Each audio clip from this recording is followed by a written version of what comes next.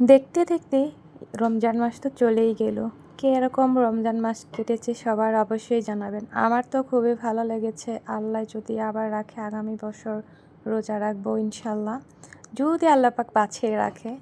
Hello everyone, আসসালামু আলাইকুম। আশা করি যে যেখানে আছেন আল্লাহর রহমতে সবাই ভালো আছেন। আমিও ভালো আছি আল্লাহর রহমতে। তো এই যে রান্না করতেছি আমি মিষ্টি কুমড়া, আর মিষ্টি কুমড়ো আমি রান্না করতেছিলাম চিংড়ি মাছ দিয়ে। আমি এর আগেও রান্না করেছিলাম, আপনাদের সাথে শেয়ার করেছি। আজকে আবার আমি একটু ভিন্নভাবে রান্না করব, তাও আবার মিষ্টি কুমড়োটা আমি ভেজে রান্না করব। আর দেখতে দেখতে তো রমজান মাস চলেই গেল, ঈদ ঘনিয়ে আসছে। সবার কী অবস্থা, কেমন কাটলো রমজান মাস অবশ্যই কিন্তু জানাবেন কমেন্ট করে। আর ঈদের কেনাকাটায় কে কীরকম করেছেন সেটাও জানাবেন।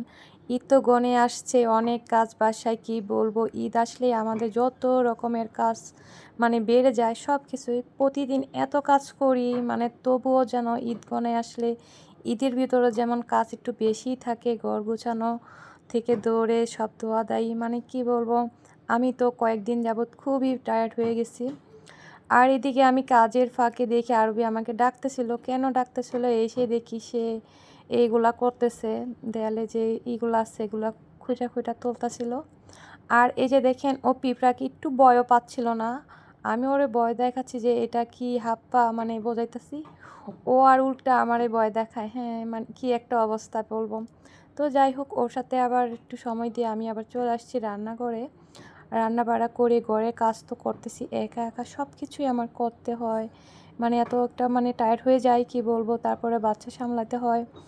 আরবি তো একটু পর পরই আমার কাছে আসে, আম্মু এটা আম্মু ওটা, কি বলবো, ওরও সময় দিতে হয়, ঘরও সামলাতে হয়, রান্না বাড়া করতে হয়। সারাদিন আমার ব্যস্ততাই কাটে।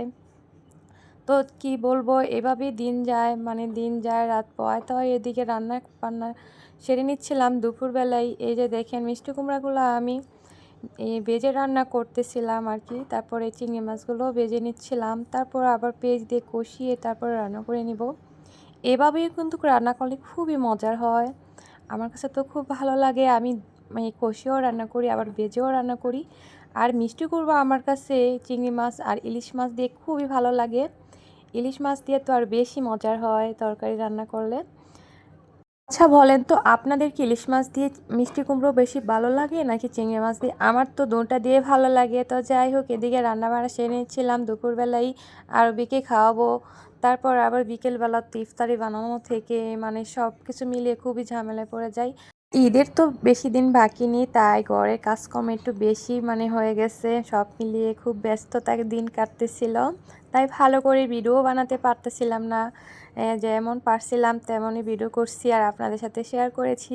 কেমন লেগেছে আজকের ভিডিওটি অবশ্যই কিন্তু কমেন্ট করে জানাবেন।